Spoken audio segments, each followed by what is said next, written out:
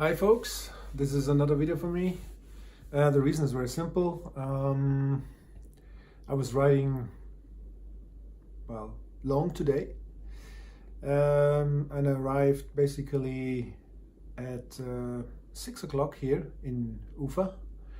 But as the clock jumped forward 2 hours, it was already 8 o'clock. So the problem is with dinner and doing some planning for the next days, time passes very quickly, and so I thought I'd do another video because this is considerably shorter than writing a blog. And by the way, I have updated the blog for yesterday basically. So this is very time consuming, and these days I'm quite under time pressure, so I thought let's do a video. So what happened today? In the morning, I left the nice hotel in Nizhny Novgorod. I left at 6:30, quite early, and I had to notice that my left side cover of the bike was missing. Now I'm definitely sure that I didn't lose it, because I would notice that, and why would I leave it? Is tightened properly. So the only explanation for me is there was probably a souvenir hunter that didn't have a side cover of an XBR so far.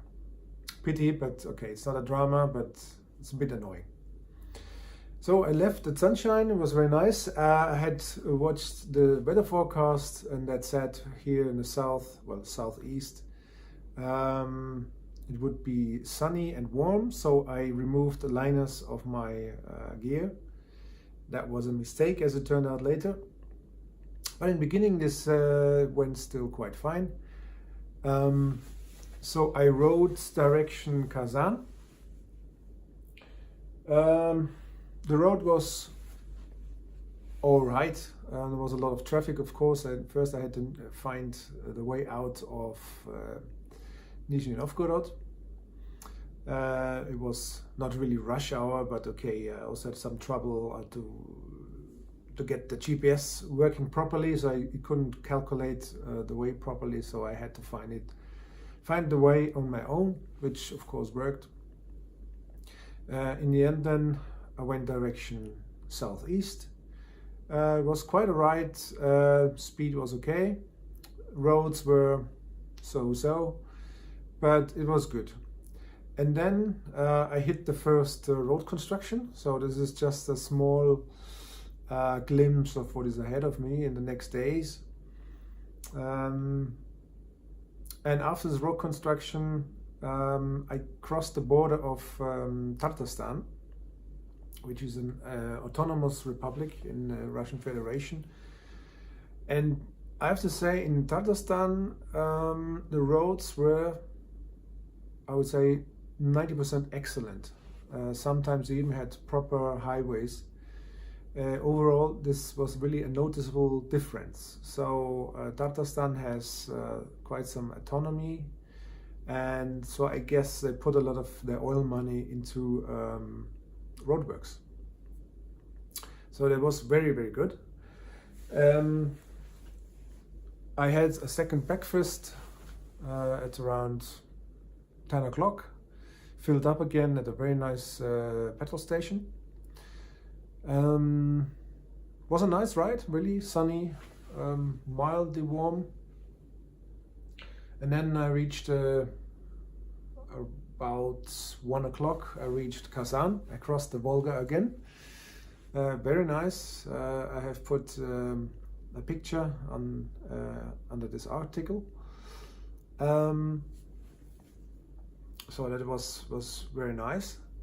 Yeah, by the way, the motorway, so they were quite good, but what I've never seen before, there was a full dual carriageway motorway, and then suddenly you see on the hard shoulder there's a lady who is dressed like a room service lady, but she didn't wear a lot. So this was really an eye catcher, because I was thinking, who on earth would stop on a motorway to ask for her service? But apparently this does work because half a kilometer further down the road there were two stopped trucks. So, but that was really funny to see. What else? Then I continued direction east, and then suddenly it got quite fresh, chilly. So nothing of the 28, 30 degrees that were predicted or promised by the weather forecast. It got cloudy, not really showers, but some drizzle sometimes. Then I had to fill up again. Now I have to read the map because I cannot remember the name of the town.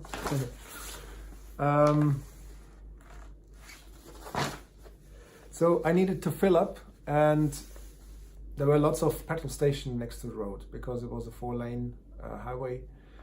And but I preferred, as it was lunch, well, late lunch, let's say, time, I preferred to have something nice, a nice petrol station where you could sit down and have maybe some proper food, because I was doing quite well time-wise.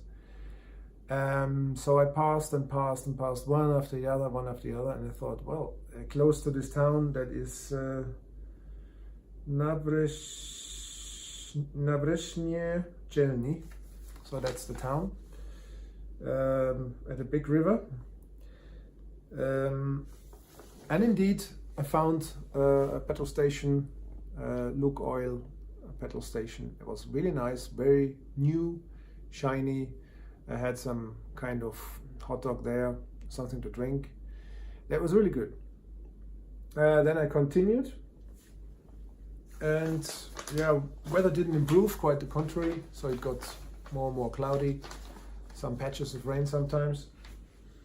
And then I crossed again the border to the next republic, which is the Bashkir Republic.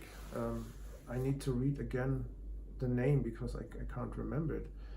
Bashkortostan, that's the name of the republic. And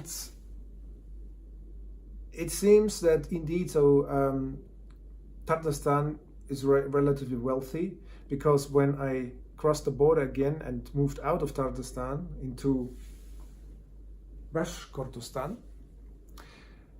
the road became quite horrible, which maybe is not so much of a problem. But what then happened is really what I really fear for the rest of my trip in general, and that's when it rains.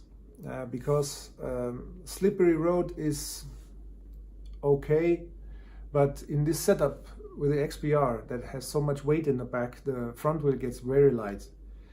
So it's when you don't have a lot of grip under the front wheel, it's not really nice to ride. Quite scary actually. So I had to slow down considerably because the road surface was just so bumpy and so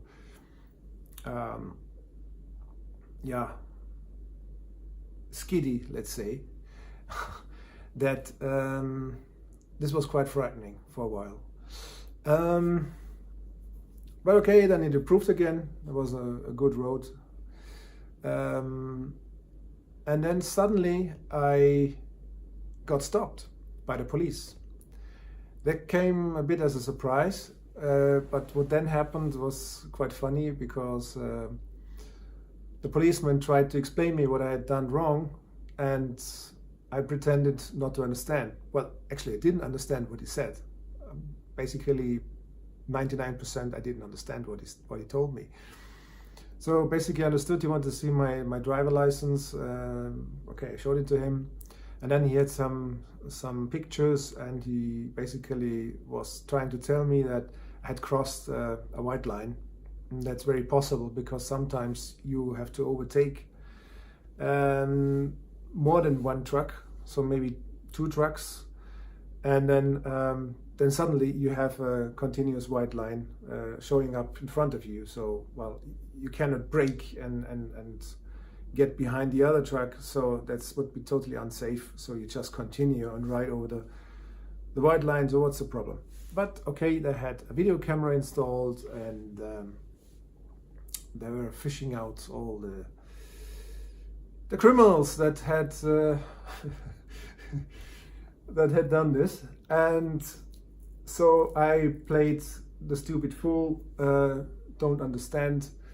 So in the end he gave up and said, well, go away, and gave me, I guess he gave me a warning, but so off I went. It was funny. And not much later, I was trying to overtake again, but there were always some trucks that had to be overtaken. And then suddenly I was overtaken by 3 bikers, but really whoosh, whoosh, whoosh. So I thought, okay, they were Russians, so when in Rome, do as the Romans do. I tried to stay behind them. First, I didn't manage, but in the end, I found them again in front of me. So I tried to stay behind them, and that worked quite well, although they were quite riding hefty. Well, they had big bikes. One had even a Goldwing, so I tried to stay behind, tried to overtake the trucks together with them, stay in the slipstream.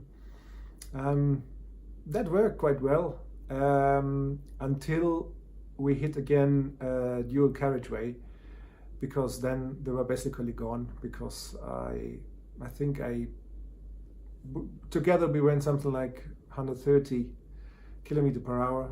So that was for me really the maximum. I did not want to push more the bike. That was already a little bit over the top. So I said, okay, go. It was fun while it lasted. What else? Yeah, then basically it was drizzling a little bit, which of course means you get totally dirty, the bike, and also the gear gets totally dirty. It was not really raining, but that little bit of spray was enough to really create a mess. Then later I saw the bikers again. One of them had apparently tried to stop on gravel and dropped his bike. So in the end I was faster than them. Then I finally reached Ufa, basically around, I think, 5:30, 6 o'clock. But I'd seen on the sat-nav that was working again properly, that it's the routing okay. So it was already 8 o'clock, because the clock jumped forward 2 hours, which meant I didn't have so much time as I had hoped for. But okay, I entered the city, I filled up, and then went to the hotel, which was located very nicely at the edge of a nice valley, which is apparently very important to the Bashkir people, because there is a nice river flowing down below, and there's also a very famous statue of a freedom fighter. You will see the picture below. But the hotel turned out not to be the right one, because I had introduced it from the top of my head, but it was not the hotel with an H in front, the Hilton. It was the Holiday Inn, so I was in the wrong hotel, which meant I had to go back to the center again and doing some circles and find the Holiday Inn. Okay, I did. Checked in. It was also a nice hotel. There's nothing wrong about it. And yeah, I had a shower, went for dinner, had another Belgian beer. They didn't tell me, so they just said, yeah, do you want something from the tap? Do you want draft beer? I said, yeah, okay, why not? And then they brought me a Hoegaarden, so a Belgian beer. Funny. Meal was okay. I had onion soup and a filet mignon. However, I didn't order any side dishes, so there was only the meat coming, which was very good. But I would have liked maybe also some potatoes and some vegetables, things like that.